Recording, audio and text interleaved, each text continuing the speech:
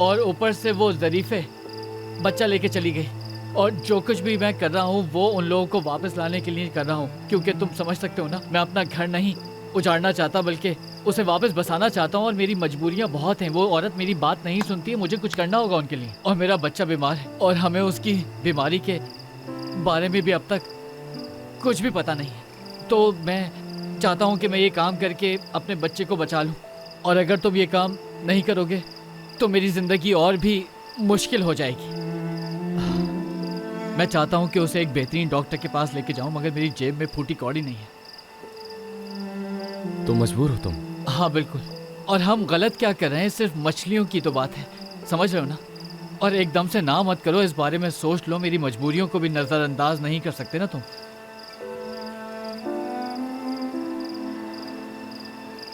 ठीक है,